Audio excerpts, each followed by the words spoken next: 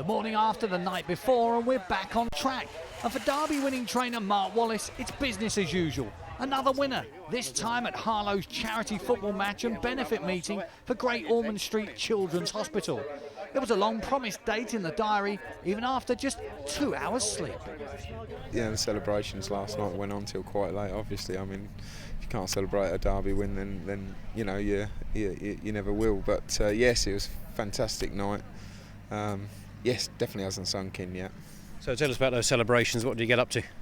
Well, I think we ended up wandering around the West End somewhere about 5 o'clock in the morning, and eventually got back home this morning and got a knock on the door to come and play football this morning. So we turned up here this morning. Well, like a true professional. It's a professional footballer there. Well, you know, we always want to beat Romford or whatever we do, and we beat them again this morning, and it was a good morning, warm. How was your performance? Yep, as good as the Derby winner last night. Reflecting on the big race at Wimbledon, did Mark believe that Kind of Ready had a chance in running? If I'm honest, yeah, coming off the second bend, I thought to myself, we're not going to disgrace ourselves, we're going to be a good second. You know, it wasn't until they was coming around the last bend that, you know, you seriously thought, he can catch this, yes, and then over the line, brilliant. That's, you know, something that in your wildest dreams you couldn't script it better than what happened last night. Did you think you won though? I hadn't. I was standing on the first bend, and you're looking almost straight on. And when they flashed across the line together, you know, there was a silence all around me, and nobody had really knew. It wasn't until sort of the longest 30 seconds later that somebody put the thumbs up and said, you know, the dog's got up. It was a great race for the neutral. For anybody watching greyhound racing, surely that was a terrific race to see a finish like that, you know. And you know, Fierce Phonics lost, but it's you know, it's come out of the race with an immense amount of credit, and Charlie has. Charlie's a great ambassador for our sport, and he's somebody that myself personally and most of the trainers out there set their standards to. And you know, if you know, Charlie's won a lot of derbies, and you know, I'm not going to get carried away, and the feet are firmly going to be on the ground, and we're going to be trying to come back and do something similar next year.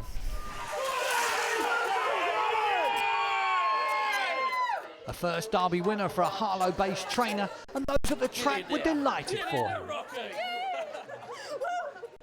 So pleased for the owners, but most of all I'm pleased for Mark and all the Imperial Kennels and the staff. They thoroughly fantastic, deserved dedication, hard work, and loads of ambition. I'm so pleased for him. He thoroughly deserves it. He's a true professional, you know, and it's great, you know, first year at Harlow and he wins it at last, you know. Yeah. He ran a great race, the dog, fantastic. Obviously a fantastic race to watch, you know, the excitement right to the end.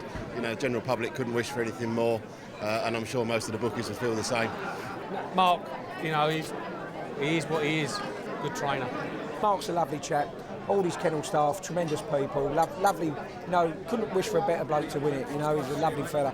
Oh, it was absolutely magnificent. I thought the dog ran superb. You must be proud of Mark.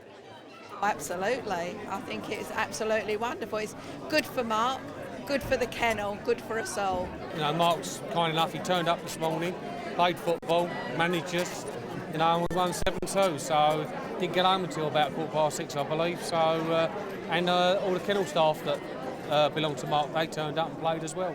So, no, blinding. Yeah. Can't believe it. An auction followed the racing with sporting memorabilia aplenty, all in aid of Great Ormond Street. Race sponsors also played their part.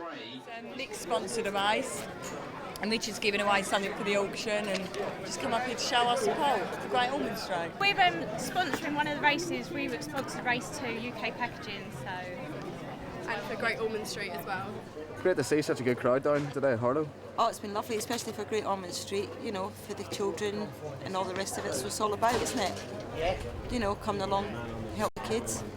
You like the greyhound racing and you're a regular? Yeah, we do. We come, well, now and again, but when our kids come down to visit us, we normally make a trip out here, something to eat, good night out, you know, it's good fun. And there were one or two famous faces as well. Well, it's local to me, Harlow. I live in Roydon village, and it's Great Ormond Street, so to me that's probably one of the greatest children's hospitals there is. I remember it when I was a kid, you know. I was there for a couple of weeks, nothing too major, but I think Great Ormond Street and the people we know touches us through our lives, you know. Touches everyone I know. You know, everyone I know seems to be connected with Great Ormond Street in some way, which is a tragedy in itself. But thank God there's an hospital there like that to look after our kids, you know. And I've got my great mate John Stracey here, and which I'm very proud of knowing, John, because I've been a world champion, and when I boxed at the Repton, I won his trophy. Best fighter of the year. I think he was a bit crooked. I think my dad must have slipped him a few quid. So I've got him here and Billy Taylor, another old Repton boy who was a great fighter.